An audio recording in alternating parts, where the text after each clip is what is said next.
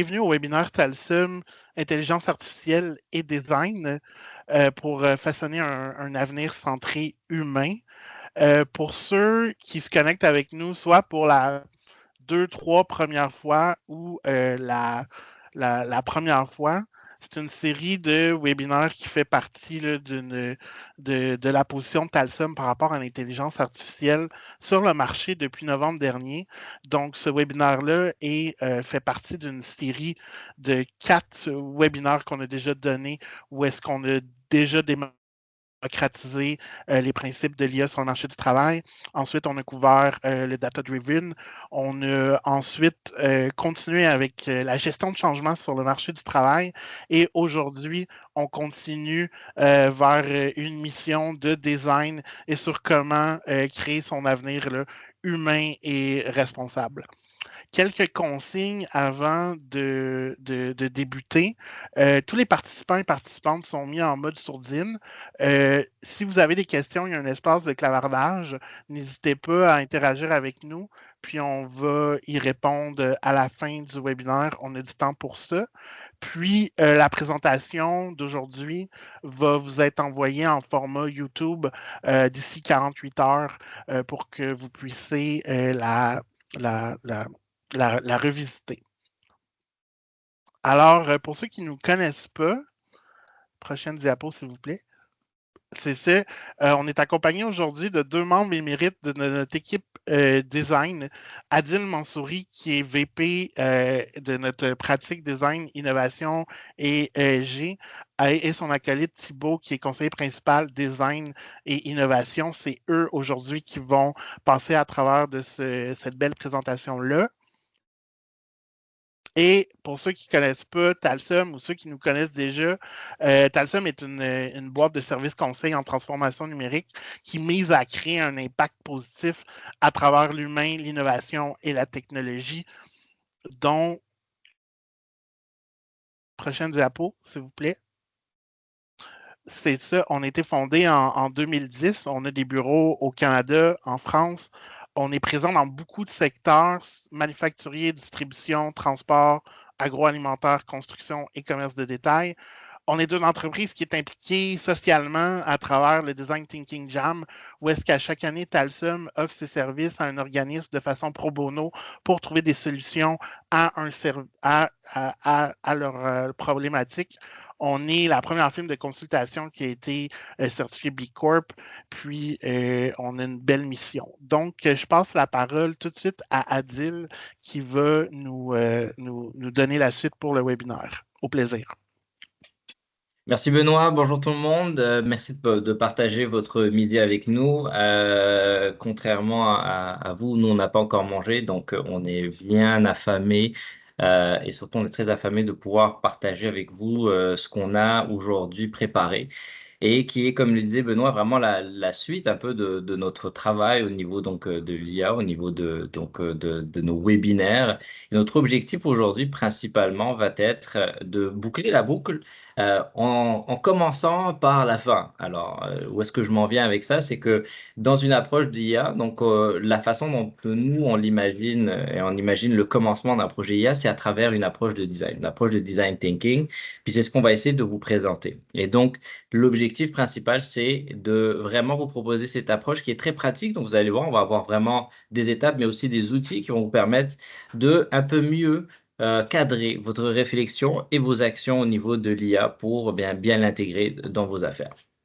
Donc, ce qui nous attend d'un point de vue de l'agenda, c'est qu'on va parler du design thinking rapidement parce qu'on a amené le design dès le départ dans le titre. Donc, on veut essayer de s'assurer que tout le monde ait une bonne compréhension du design thinking, même si les mains pouvaient se lever, on n'a pas cette fonctionnalité. Je suis sûr que 80% des gens savent déjà qu'est-ce que c'est que design thinking, quelque chose qui nous réjouit énormément. On va parler des frameworks d'innovation appliqués à l'IA. Ça va être un peu notre cadre théorique avec lequel on va présenter la suite du travail. Et on va surtout parler de comment est-ce qu'on va utiliser le design thinking pour faire 2 choses. Explorer les opportunités offertes par l'IA, exploiter l'IA pour optimiser les affaires. Retenez bien ces mots-là, ils vont revenir assez souvent dans la suite, pour la suite des choses.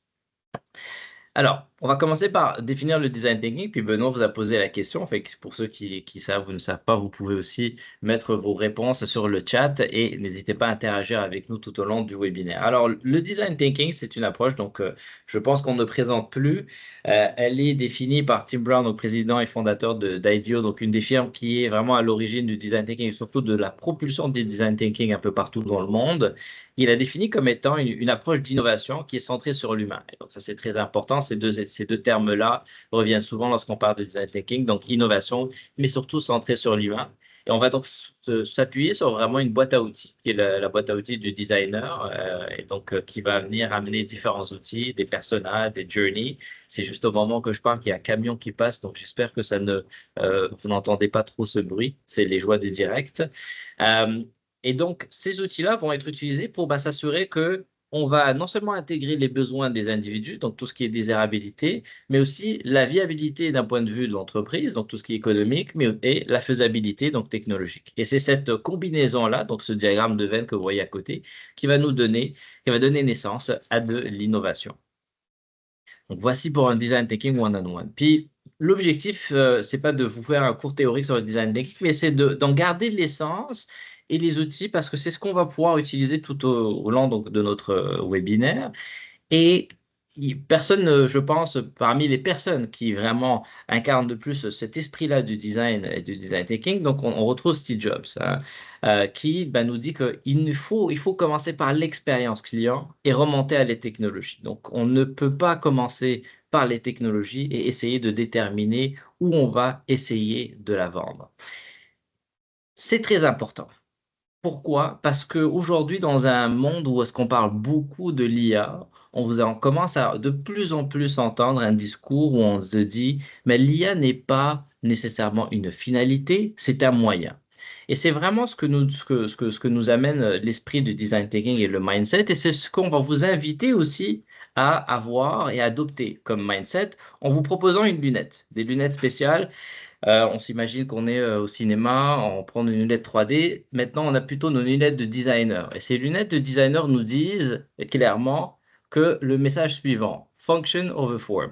On s'excuse pour l'anglicisme, il est plutôt reconnu et c'est comme ça qu'il est utilisé, mais il veut dire surtout la fonction avant la forme. Donc, le besoin et qu'est-ce qu'on essaye d'accomplir avant la forme, qui est donc un moyen et qui est donc une façon d'accomplir ce qu'on veut faire. Donc, je vous inviterai pour le reste du webinaire de mettre ces lunettes. Moi, vous le voyez, j'ai des lunettes tous les jours. C'est ces lunettes-ci que je porte, fait que au quotidien, j'ai cette vue-là qui m'accompagne et que je vais vous demander donc de bien vouloir garder pour la suite du webinaire. Pour ce qui est du framework d'innovation, donc c'est l'une des premières choses qu'on vous avait dit. On a dit qu'on va essayer de vraiment poser un cadre qui va guider la réflexion. Et donc, on va vous poser certains éléments qui vont permettre de vous dire, OK, voici comment j'aborderai l'IA de manière générale lorsque se pose la question, qu'est-ce que je fais avec l'IA et par où je commence? Pour cela, avant, on va d'abord peut-être poser certaines bases qui sont l'importance de l'IA, rappeler l'importance de l'IA. Je pense qu'aujourd'hui, tous ceux qui sont ici sont convaincus, j'imagine. Si vous ne l'êtes pas, tant mieux. Ces chiffres-là, normalement, devraient un peu vous aider. Mais il est très difficile maintenant j'ai envie de dire, de questionner vraiment l'importance et l'impact que ça va avoir. Lorsqu'on voit, par exemple, OpenAI qui nous dit qu'ils anticipent 20 à 50% de gains de productivité dans les entreprises à tous les niveaux, c'est quand même assez conséquent. On a McKinsey aussi qui nous rapporte que l'intégration de GenAI et d'autres technologies va permettre l'automatisation jusqu'à 70% des heures totales de travail dans l'économie globale aujourd'hui. C'est quand même vertigineux. Puis finalement, une dernière statistique ou donnée qui nous vient de McKinsey aussi, qui nous dit que les entreprises qui vont être en retard par rapport à ce virage-là numérique porté par l'IA, vont non seulement avoir des pertes financières qui vont être très importantes, mais surtout, elles vont perdre leur position sur le marché au profit d'entreprises qui vont être beaucoup plus agiles technologiquement et plus avancées. Merci Adil. Je vais justement prendre la suite après ces bonnes informations sur l'importance de l'intelligence artificielle. Je vais vous parler de l'histoire de Martin. Donc, qui était Martin? Vous l'avez sans doute rencontré à travers les invitations, les courriels pour vous inviter à ce webinaire. Martin, c'est un personnage fictif que nous avons créé pour représenter un de nos clients ou l'un d'entre vous. Sûrement, beaucoup d'entre vous se reconnaîtront à travers les questionnements que Martin se pose à travers l'intelligence artificielle. Donc, c'est justement ça que nous voulons amener à travers la personne de Martin, un certain cas concret et puis un certain nombre de questions par rapport à l'intelligence artificielle. Donc, qui est Martin? Martin, c'est un directeur des opérations chez Productech, une entreprise fictive, une entreprise manufacturière spécialisée dans la production de pièces automobiles. Et Martin, justement, il est conscient des impacts de l'intelligence artificielle tels qu'on vous les a montrés. Et il cherche à intégrer efficacement l'IA afin d'améliorer l'efficacité opérationnelle de l'organisation et de renforcer la position concurrentielle de Productech sur le marché. Quelles questions se pose Martin par rapport à l'intelligence artificielle? Sûrement, Martin, comme vous, se pose toute une série de questions. On a décidé d'en prendre deux qui nous semblaient quand même assez emblématiques et allaient nous permettre de diriger la discussion de façon plutôt concise. Donc, Martin, il se pose la question, comment est-ce que l'IA va pouvoir automatiser certaines tâches répétitives pour libérer le potentiel créatif de son équipe?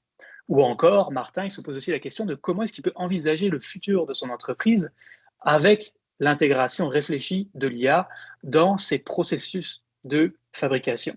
Et pour répondre à ces questions, justement, nous allons vous proposer un cadre de réflexion et je laisse donc la parole à Adil pour nous en parler.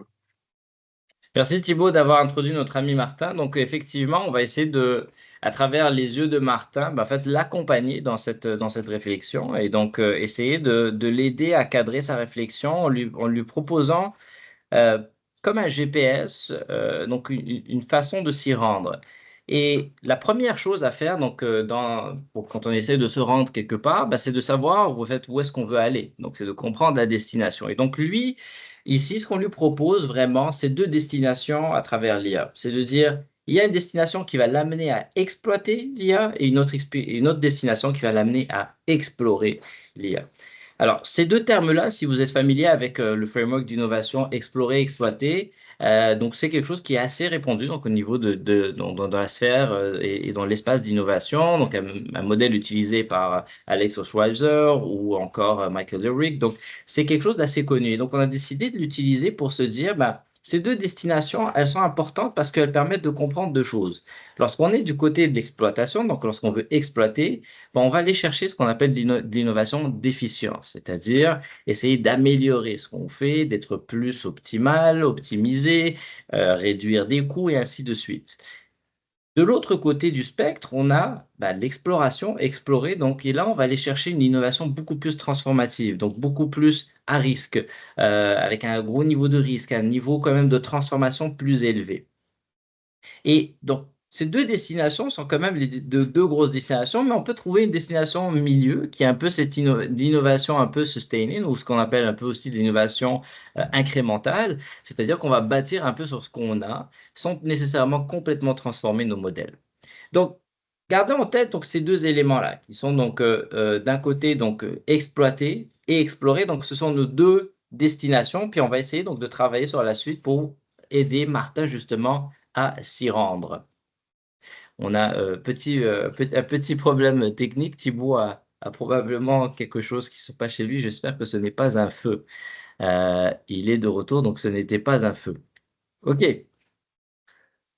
super. Effectivement, on peut passer à la prochaine si tu veux bien.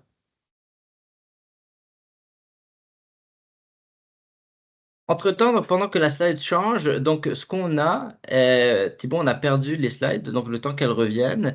La partie donc explorer, exploiter, comme je vous disais, donc si on regarde la partie plus d'exploration, on est vraiment dans quelque chose où est-ce qu'on essaye de travailler au niveau donc, de ce qu'on appelle la recherche. Donc on est beaucoup plus dans un effort de recherche, de comprendre de nouvelles idées, chercher de nouvelles idées, chercher des nouveaux modèles d'affaires, chercher des nouvelles propositions de valeur. Et donc, dans cette réflexion-là, en fait, on essaye un peu de maximiser notre retour en investissement, donc le expected returns, mais on essaye aussi de minimiser notre risque d'innovation, c'est-à-dire minimiser le risque qu'une idée ne se rende pas là où est-ce qu'elle doit être, là où est-ce qu'elle doit se rendre. Pendant que Thibaut est en train d'essayer de trouver une solution, je vais partager de mon côté pour qu'on puisse vous présenter ceci dans quelques secondes. Alors,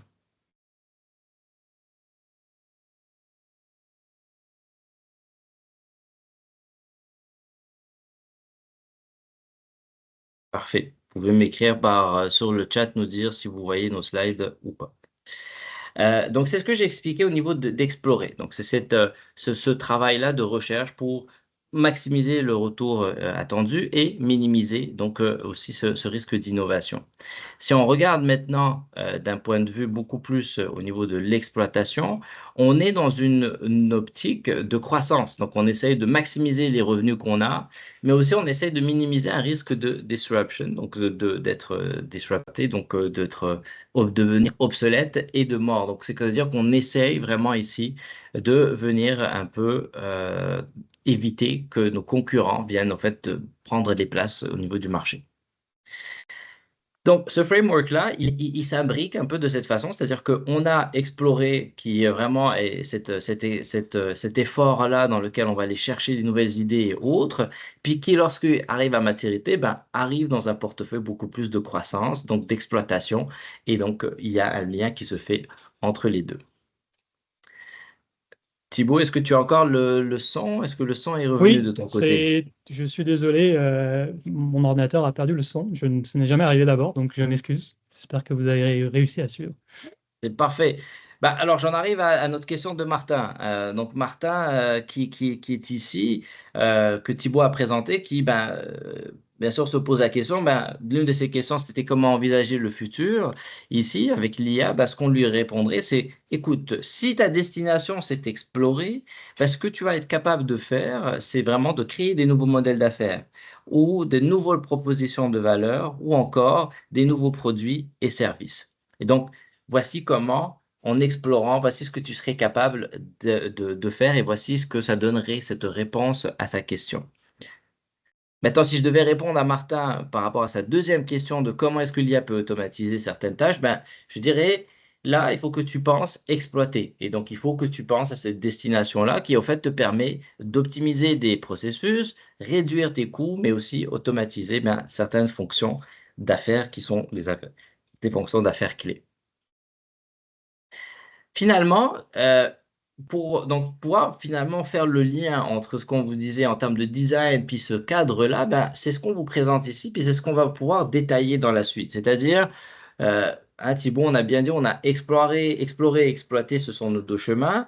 Et ce qu'on dit, c'est que le design fiction va vous permettre, est un moyen pour pouvoir arriver à l'exploration. Donc, les destinations sont explorer, exploiter. Les chemins pour pouvoir y arriver, le design thinking en est un pour exploiter et le design fiction en est un pour explorer. Et j'ai envie de dire, je vous laisse avec le GPS Thibaut pour vous expliquer ces chemins-là, en quoi ils consistent. C'est ça. Merci beaucoup, Adil. Donc, je vais vous parler de la partie exploration avec le design fiction. Donc, explorer, c'est ici, on parle de comment est-ce qu'on peut explorer l'impact de l'IA sur les affaires grâce au design fiction. Encore une fois, on va revenir à la question de Martin. Donc, comment est-ce qu'on peut, avec ça, répondre à la question de Martin qui est de comment envisager le futur de l'entreprise avec l'intégration réfléchie de l'intelligence artificielle dans nos processus de fabrication. Avant de nous lancer dans l'explication du design fiction, je voulais vous montrer une petite vidéo pour vous expliquer en fait le potentiel d'impact de l'intelligence artificielle sur nos modèles d'affaires, sur nos propositions de valeur et la possibilité en fait qui s'ouvre à nous de repenser ce que nous allons proposer à nos clients. Donc, je vais vous démarrer la vidéo. Is the king in residence at the moment? Ah, j'ai perdu. OK. Est-ce que vous voyez toujours mon écran? C'est bon? OK. Oui. It looks like the king is in residence right now. The Royal Standard flag is flying above Buckingham Palace, which is the signal that the monarch is present. How exciting to be there while the king is home. Try and tell me exactly what they're doing right now, please. Right now, the ducks are gently gliding across the water. They're moving in a fairly relaxed manner, not in a hurry. Occasionally, one of them will dip its head under the water, probably looking for food, and then pop back up. I even know when a taxi is coming with its orange light on. I think I'll hail it to get home. Yes, I spotted one just now. It's heading your way on the left side of the road. Get ready to wave it down. Great job hailing that taxi. It looks like you're all set to go. That's a good dog right there, leading the way to the taxi. Safe travels. Donc, nous avons vu ici, en fait, ce que la combinaison, en fait, de OpenAI avec des technologies de reconnaissance visuelle, des technologies vocales, en fait, permettrait aux personnes aveugles d'accéder à une expérience auquel les personnes comme vous et moi, qui n'ont pas de handicap, peuvent accéder. Donc, ça ouvre des grandes possibilités au niveau de quels sont les clients, de quels sont les consommateurs qui pourront accéder aux services des entreprises. C'est juste un exemple du potentiel, en fait, révolutionnaire de l'intelligence artificielle et encore plus une raison pour nous d'aller nous projeter dans le futur pour imaginer, en fait, c'est quoi les impacts de ces nouvelles technologies sur nos affaires et comment est-ce qu'on peut adresser ces impacts, comment est-ce qu'on peut s'y préparer, qu'est-ce qu'on peut faire. Donc, cela nous amène au design fiction. Le design fiction, qu'est-ce que c'est? Le design fiction, c'est on veut se projeter en fait dans le futur, mais comme ici on parle encore de design thinking, on veut se projeter dans le futur en restant centré sur l'humain, sur le besoin des clients, sur le besoin des utilisateurs. Donc à travers des représentations de futurs possibles pour nos clients et nos utilisateurs, donc c'est des représentations de futurs à travers des objets, des expériences immersives, des scénarios, nous allons imaginer quel pourrait être l'impact sur nos affaires. Pour vous amener un petit peu de concret dans tout ça, on voulait vous présenter un cas d'étude. Donc voici un projet sur lequel nous avons travaillé avec l'un de nos clients. Et nous nous sommes posé la question avec ce client de quels seraient les besoins de l'industrie manufacturière à l'horizon 2030 dans un monde où l'intelligence artificielle, mais pas seulement, et les priorités environnementales sont dominantes. Pour motiver cette réflexion, pour alimenter cette réflexion, nous avons construit ce qu'on appelle des scénarios d'exploration, plusieurs scénarios d'exploration, et nous vous en présentons ici un, le scénario d'exploration de Mae West. Donc Mae West, un client fictif, une entrepreneuse fictive, elle a 41 ans, elle est la CEO de Dynamic Building Solutions, une entreprise en gestion du bâtiment avec environ 1500 employés. Et Mae West, en 2030, elle évalue la possibilité d'intégrer l'intelligence artificielle dans des postes décisionnels, tout en évaluant les différents risques et opportunités. Comment est-ce que nous avons justement, avec ces scénarios, alimenté la réflexion sur l'impact sur les affaires? Eh bien, voici un extrait de scénario que nous avons créé, que je vais vous lire. Donc, Mae West vit dans un monde où les intelligences artificielles sont suffisamment capables pour être placées dans des postes décisionnels. Mais dans le monde dans lequel elle vit, une utilisation mal intentionnée de l'intelligence artificielle a contribué à la chute d'une démocratie. On place ici un contexte. Mae West, suite au départ du VPTI de son entreprise, s'efforce de lui trouver des remplaçants, mais fait face à des difficultés de recrutement. Consciente du succès de l'utilisation de l'intelligence artificielle à des postes gouvernementaux, Mae s'interroge sur les alternatives qui s'offrent à elle. Est-ce que la technologie me permettrait d'absorber le départ d'employés clés? Mae contemple donc la possibilité de combler le poste de VPTI par une intelligence artificielle. Les rôles et les responsabilités classiques seraient maintenus, par exemple la gestion des opérations, la stratégie technologique et innovation, la gestion des risques, la gestion des ressources humaines. Cependant, suite aux événements récents, comme on a pu voir dans la première image, elle s'interroge sur les risques justement et les enjeux éthiques que représenterait une telle décision. Donc voici, ça représente juste un extrait du scénario que nous avons créé pour nous projeter dans le futur de cette entreprise et réfléchir à l'impact que ça aurait sur les affaires. Ça fait plutôt peur. Oui, tout à fait. Ça fait pas mal peur.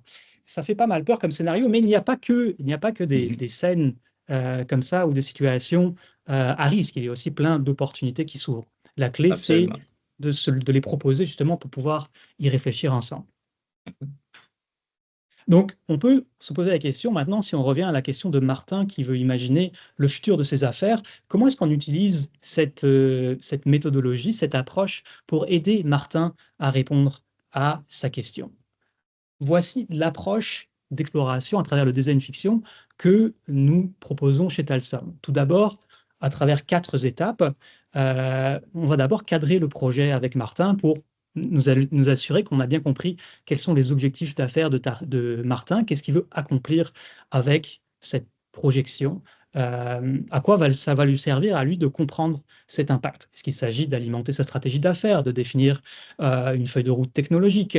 Est-ce que il veut imaginer, je ne sais pas, par exemple, des nouveaux produits, des nouveaux services? Bref, on comprend les objectifs de Martin. Puis ensuite, on va aller comprendre à travers une vigie des tendances, quelles sont les tendances technologiques, sociétales, comportementales à travers une vigie. Puis, dans un troisième temps, nous allons co-créer avec Martin, avec l'équipe de Martin, avec des experts, des scénarios du futur tels que ceux que nous avons présentés. Et finalement, ces scénarios du futur, nous allons les partager avec l'équipe impliquée dans le projet. Nous allons les partager dans un atelier de projection immersif dans lequel nous allons nous immerger justement dans ces scénarios et imaginer, essayer de comprendre quels pourront être les impacts sur nos affaires et ensuite en tirer des idées pour la proposition de valeur pour notre entreprise, des idées sur l'intégration de nouvelles technologies dans l'entreprise pour nous préparer à ces éventuels scénarios. Donc, Thibaut, en Oui, réalité, les scénarios qui fassent peur ou pas vont servir à plutôt cet exercice-là de comprendre l'impact et pour mieux s'y préparer en réalité. C'est plus ça qu'on veut rechercher. Tout à fait, tout à fait. Ce qu'on essaye de faire ici, c'est de sortir un petit peu des projections simples en se disant, je ne sais pas, par exemple, ChatGPT va être partout dans 10 ans, ou une telle technologie sera répandue et, je ne sais pas, tout le monde aura des casques de réalité virtuelle dans 10 ans. C'est pas ça qu'on essaye de faire. Ce qu'on essaye de faire, c'est d'imaginer des scènes concrètes qui représentent un peu les besoins et puis les enjeux et même les opportunités des entreprises avec lesquelles on travaille dans le futur pour ensuite pouvoir avoir vraiment une réflexion plus profonde et se poser des vraies questions. Je pense que Martin, ça l'aiderait pas mal. Je parle, oui, moi aussi. Mais Martin, justement, comme on disait, Martin, il n'a pas besoin de juste explorer. Donc, je vous ai parlé d'explorer et du design fiction ici. Mais je vous rappelle qu'il est important d'équilibrer ces deux aspects pour qu'on puisse s'assurer du succès commercial à long terme de l'entreprise de Martin. Donc Martin, il ne doit pas juste explorer, il doit aussi exploiter. Et c'est pour l'aider à exploiter l'intelligence artificielle que je vais vous parler du design thinking et des outils du design thinking. Donc, exploiter, qu'est-ce qu'on veut dire ici? Comment exploiter l'intelligence artificielle pour optimiser les affaires grâce au design thinking? Et ici, on revient à la deuxième question que se posait Martin, comment est-ce que l'intelligence artificielle pourrait automatiser certaines tâches répétitives pour libérer le potentiel créatif de mon équipe? Donc, on va voir comment on peut donner les outils à Martin pour répondre à cette question. Mais avant de se lancer dans les outils pour répondre aux questions de Martin, un petit mot sur les possibilités qu'offre l'intelligence artificielle pour l'optimisation des processus, pour l'automatisation et la gain en efficacité, la gain en temps, la gain en coût. Donc, voici un exemple de Copilot et une entreprise qui s'appelle Atento, spécialisée dans le service client. Donc, quelques semaines après l'introduction de Copilot, qui est, probablement beaucoup d'entre vous connaissent Copilot, mais c'est la version Microsoft de ChatGPT, donc c'est un Language Learning Model, qui a un petit peu près des fonctionnalités semblables à ChatGPT. Donc, quelques semaines après l'introduction de Copilot pour personnaliser le service client, Atento a augmenté la satisfaction des clients de 20% et la productivité de l'équipe de 30%, tout en réduisant les erreurs opérationnelles de près de 20%. Donc, on voit ici qu'il y a vraiment un énorme potentiel d'intégrer en fait certaines technologies de l'intelligence artificielle dans, par exemple, l'expérience de service client pour en augmenter et en améliorer la performance.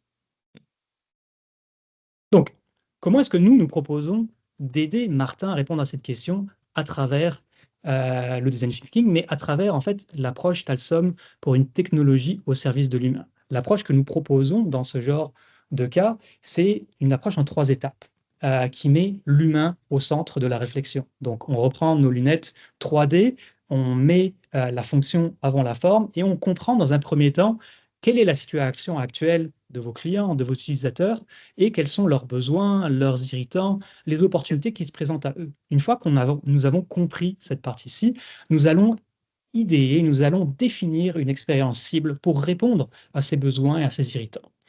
Et finalement, une fois que nous aurons identifié l'expérience que nous voulons fournir à nos clients, à nos utilisateurs, nous allons créer une feuille de route technologique pour mettre en place cette expérience. Et là, je vais vous parler des outils du design thinking qui sont super pertinents pour ce qui est de la compréhension des besoins de vos clients, de vos utilisateurs et la définition d'une expérience cible. Un petit mot général sur tous les outils du design thinking. Malheureusement, nous ne pourrons pas tous les couvrir maintenant dans ce webinaire, mais laissez-nous savoir si vous voulez qu'on vous fasse un webinaire spécial sur le sujet. Les outils du design thinking, c'est par exemple les entretiens utilisateurs, les journey maps ou les parcours d'expérience et les personas, les ateliers d'idéation, les maquettes et le prototypage rapide. Je vais vous en présenter quelques-uns que nous proposons d'utiliser, par exemple, pour aider Martin à répondre à ces questions. On parle par exemple ici de persona. Qu'est-ce que c'est un persona? Un persona, c'est un personnage fictif qui incarne les caractéristiques clés des groupes d'utilisateurs cibles ou de clients cibles. Et ça permet justement de segmenter les utilisateurs sur la base de leurs besoins, comportements et attentes. Encore, c'est très pertinent, surtout si on reprend nos lunettes de la fonction avant la forme, donc de comprendre le besoin, de bien segmenter nos utilisateurs et nos clients pour comprendre c'est quoi leurs besoins et leurs attentes pour pouvoir ensuite y répondre avec des outils technologiques tels que l'IA. Une fois que nous avons créé, par exemple, des personas, nous allons créer des customer journey ou des parcours d'expérience actuels. Ces parcours d'expérience actuels, ils nous permettent de comprendre à chaque étape d'un service que vous fournissez ou qu'un de nos clients fournit, qu'est-ce que notre client, notre utilisateur fait, donc quelles sont ses actions, qu'est-ce qu'il ressent, donc est-ce qu'à cette étape du service client, ça se passe bien, est-ce qu'il a des irritants, bref, comprendre un petit peu émotionnellement comment ça se passe le long de son parcours et aussi d'identifier des opportunités d'amélioration. Une fois que nous avons compris quels sont ses besoins, comment est-ce que son expérience avec le service se passe, nous pouvons ensuite construire des Customer Journey cibles ou des parcours d'expérience client cibles dans lesquels nous allons définir comment va se passer chaque étape de notre service pour répondre aux besoins et aux irritants de notre client. Donc, vous voyez ici dans cette cartographie d'expérience cible, nous avons les actions de l'utilisateur ou du client divisées en colonnes avec les outils que nous proposons, les outils technologiques ou pas, que nous proposons pour pouvoir réaliser cette expérience, et ensuite les requis d'opérationnalisation. Donc, ce que l'entreprise doit faire au niveau des processus, des technologies, des données, pour pouvoir mettre en place cette expérience et ces outils. Et donc, Thibaut, concrètement, c'est ici que Martin pourrait voir l'introduction de l'IA donc, comme étant un moyen donc, de répondre donc, dans cette nouvelle expérience cible. Tout à fait, tout à fait. Donc, si vous vous rappelez, on prend nos lunettes 3D de la fonction avant la forme. Donc, ce qu'on a fait dans tout ce processus en allant comprendre qui sont nos personas, quel est le parcours d'expérience de notre client, on est allé comprendre quel est son besoin et comment est-ce qu'on veut répondre à son besoin. Qu'est-ce qu'on veut qu'il soit capable de faire dans le service que vous fournissez. Et pour lui permettre d'être capable de faire une action, nous pouvons lui proposer d'utiliser des outils de l'intelligence artificielle ou pas. Puis, je me rends compte tout à fait que cette explication est assez abstraite. C'est pour ça qu'on va vous proposer un exemple bien concret pour comprendre ces outils. Donc, imaginons une entreprise qui vend des voyages ou une entreprise aérienne de transport aérien. Et focalisons-nous sur l'expérience actuelle du client qui essaye de contacter justement le service client pour résoudre un problème ou obtenir des informations complémentaires pour compléter son achat. Donc, on voit ici ses actions. Il contacte le service client pour obtenir des informations complémentaires et compléter son achat. Et quels sont les outils qu'il utilise pour faire ça? Il va utiliser le téléphone, le chat au service client. Et qu'est-ce qu'il ressent dans cette expérience? Il est assez frustré, il y a des temps d'attente de 15 minutes et pourtant, il trouve que son problème à lui, il n'est pas bien compliqué. Il ne voit pas pourquoi il devrait attendre longtemps. Il trouve ça très frustrant et il ne peut pas compléter son achat. Comment est-ce Ça, que... c'est moi avec Hydro-Québec. Ça, c'est moi avec la SAAQ. Je pense que c'est un peu Ok. tout le monde ici aussi. Avec différents services. C'est ça. Il y a beaucoup de services.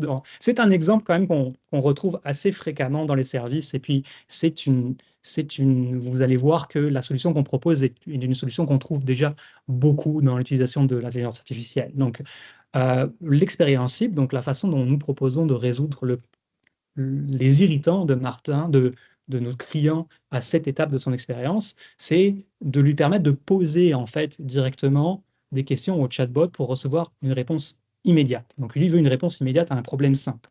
Eh bien, donnons-lui une réponse immédiate à son problème simple. À travers quoi? À travers un AI chatbot. Puis, pour l'entreprise, qu'est-ce que ça représente en termes de technologie, de processus? Ça veut dire qu'il faut mettre en place un chatbot qui est capable de répondre immédiatement à des problèmes très communs. Donc, des questions simples.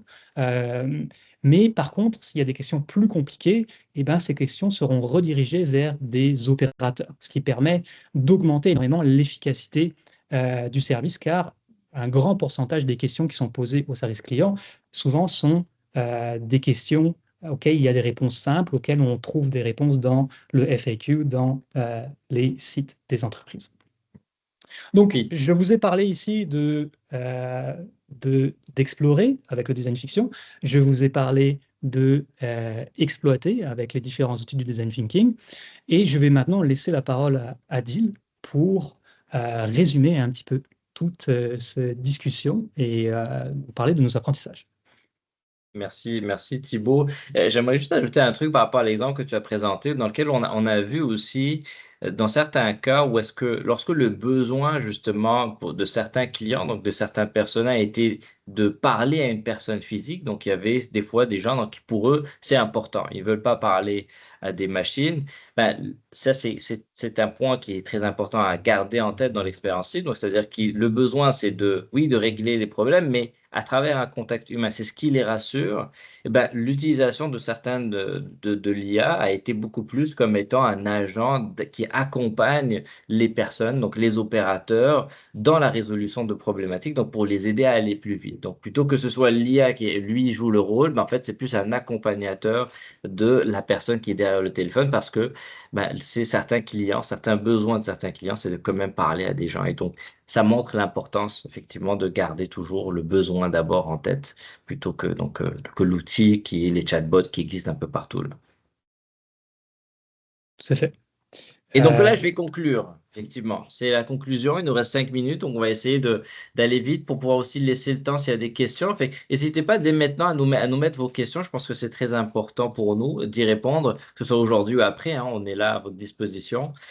Mais grosso modo, c'est ce que disait Thibaut, c'est on vous a montré 2 destinations. On a dit à Martin, écoute Martin, si tu veux exploiter, tu peux utiliser le design thinking. Et le design thinking va te permettre donc de comprendre les besoins à travers des personas, des customer journey et définir une expérience cible qui va être soutenue par l'IA. Donc, voici le chemin que tu peux emprunter pour pouvoir exploiter l'IA et en tirer tous les bénéfices dont on a parlé, qui sont l'automatisation, réduction des coûts et ainsi de suite.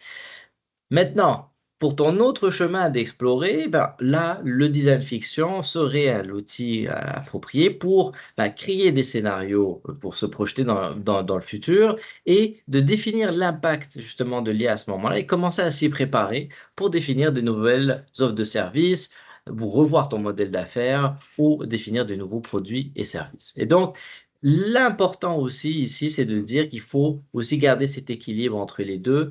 On voit aujourd'hui beaucoup plus d'attrait pour l'exploitation, effectivement, mais il ne faut pas oublier l'exploration qui, elle, va permettre justement d'aller réduire, comme je disais, donc le risque au niveau de l'innovation, mais surtout aussi augmenter le bénéfice d'un point de vue des retours anticipés.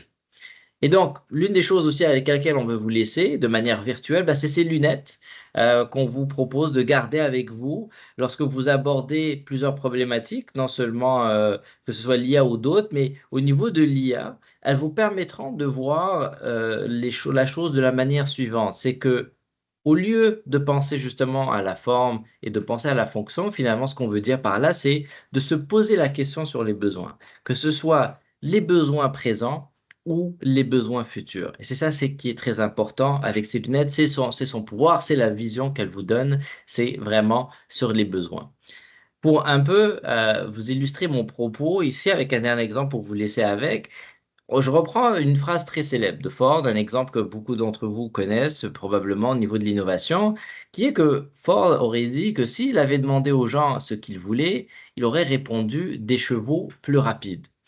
Je mets mes lunettes et je comprends qu'en fait derrière, bien évidemment, c'est pas des chevaux plus rapides qu'il voulait, mais le vrai besoin, c'était de trouver des moyens pour aller plus vite. Et donc, ici, si on avait pris ces deux cas de figure et qu'on avait demandé à l'IA de nous aider, comme ce que j'ai fait avec ChatGPT, quand je lui ai demandé des chevaux plus rapides, c'est ce qu'il m'a donné comme solution. Quand je lui ai demandé de me trouver des moyens pour aller plus vite, voici ce qu'il m'a proposé comme solution. Donc, ces lunettes-là nous permettent de vraiment aller capitaliser et maximiser vraiment ce que l'outil peut nous donner en s'intéressant aux besoins d'abord. Et c'est ce qui aujourd'hui nous manque un peu dans la réflexion qu'on a de l'IA, et c'est ceux qui vont être capables de faire ça le plus rapidement possible, donc de comprendre le besoin et des cas d'usage et d'utiliser l'IA pour répondre à ça, qui vont se retrouver en avant de la parade. Alors, tout le monde aime bien des formules 1, 2, 3. Donc, notre formule 1, 2, 3 pour vous est la suivante. Étape 1, lorsque vous êtes dans cette réflexion-là, c'est de se familiariser, explorer les outils actuels. Je pense que c'est quelque chose de primordial. Il faut aller utiliser ChatGPT, DALL-E, whatever, tous ces éléments-là. Si vous avez l'opportunité, mettez la main à la pâte. Thibaut, on le dit souvent aussi dans nos ateliers. Il faut mettre la main à la pâte, il ne faut pas avoir peur de se salir. C'est vraiment ça ce qu'il faut faire dans cette étape. Essayez d'aller vraiment vous familiariser avec si ce n'est pas déjà le cas. Étape 2, exploiter l'IA. Et c'est là où est-ce que, ici, on voit une petite erreur, on les a inversées. Pour exploiter, c'est le design thinking. J'aurais pu vous dire que c'était un test pour voir si vous avez suivi, mais je n'y ai pas pensé avant. On s'excuse pour la petite coquille, on va la corriger quand on vous enverra le document. Donc, étape 2, exploiter l'IA. Optimiser ce qu'on fait, automatiser, réduire les coûts. Et étape 3, finalement, explorer l'IA avec le design fiction et autres. Donc, ça aller dans un environnement de temps un peu plus lent et commencer à penser à un nouveau modèle d'affaires et des nouvelles propositions de valeur. Si vous avez bien entendu tout ce qu'on a dit depuis le début de ce webinaire, pour nous, l'étape 2 et 3 vont à peu près en même temps. Il ne faut pas nécessairement oublier l'étape 3 et se focaliser sur l'étape 2. Donc, si ces deux éléments, ces deux étapes peuvent aller en même temps, ça serait l'idéal, c'est ce qu'on vous recommande. Donc, est-ce que vous avez des questions, des commentaires? Puis je me tourne vers Benoît qui, lui, a la vue là-dessus. Il n'y en a pas dans le chat aujourd'hui. Si tu veux répondre rapidement, ce que j'ai vu sur les médias sociaux dans la promotion de ce webinaire-là, c'est les gens ne savent pas s'ils doivent prendre une méthode ou l'autre pour commencer ou c'est complémentaire. Ça va-tu? On commence-tu par explorer ou exploiter? C'est une bonne question. Je vais tenter une réponse et je vais laisser Thibaut voir aussi. Moi, je dirais que les deux vont en même temps. Alors, si je devais choisir, personnellement, ça dépend de l'organisation et de sa culture aussi d'organisation. Donc, certaines organisations ont une culture d'innovation plus forte et donc vont se dire, on va explorer d'abord parce que c'est plus important, parce que ça nous permet de nous projeter et de mieux comprendre qu'est-ce qu'on peut aller exploiter. D'autres vont nous dire plutôt, moi, si j'exploite, ça va me permettre de mieux comprendre où est-ce que je peux faire des gains et après, donc, je peux aller explorer plus. Donc, c'est vraiment des chemins qui sont différents, dépendamment de la culture d'entreprise, puis où est-ce que l'entreprise veut se rendre. Oui, et puis si je peux rajouter par rapport à ça, Adil, c'est la culture d'entreprise par rapport à ça est vraiment très importante. On peut se référer à un travail vraiment un travail de référence qui a été fait par Charles O'Reilly, qui s'appelle l'organisation ambidextre, et qui souligne l'importance d'avoir souvent des équipes ou des efforts qui amènent l'organisation dans les deux directions. Donc, de continuer à exploiter pour continuer à être performant, à être compétitif sur le marché existant, mais ne pas oublier aussi de dédier une certaine partie des efforts à la recherche de l'innovation, à la recherche de nouvelles opportunités, et puis cela le faisant avec des indicateurs de performance différents de ceux qu'on utilise pour les équipes qui font de l'exploitation. Donc vraiment, ça se passe au niveau aussi organisationnel de comment est-ce qu'on divise les efforts là-dessus, et c'est important de faire les deux en même temps, mais encore une fois, avec une organisation bien pensée qui va derrière. Absolument. Merci Benoît pour la question. Thibaut, vu qu'on a, je pense, on n'a plus beaucoup de temps, juste peut-être un petit mot sur l'IA responsable. Donc, on sait qu'au début, on voulait parler aussi de l'IA responsable. Donc, malheureusement, avec le temps qu'on avait, donc ce sujet-là est beaucoup plus important. On a décidé de ne pas le faire tout de suite. On va probablement le faire à la rentrée, mais on aimerait bien vous entendre là-dessus. Écrivez-nous, réagissez si c'est un sujet qui vous intéresse. Et peut-être aussi nous demander qu'est-ce qui vous intéresserait de savoir en fait à ce sujet-là plus précisément, quels sont les éléments que vous voulez entendre. Mais c'est quelque chose probablement qu'on reviendrait avec à la rentrée. On vous contactera, Benoît, peut-être qu'on pourra faire un petit post ou autre pour voir un peu l'intérêt au niveau de l'IA responsable pour pouvoir traiter de ce sujet-là qui pour nous est important. Et puis finalement, si vous voulez rentrer en contact avec nous, vous savez qui contacter, le seul et unique Stéphane Ricoul. Si vous ne l'avez pas vu sur les écrans télé de TVA Nouvelles, il est sur LinkedIn aussi, il est un peu partout.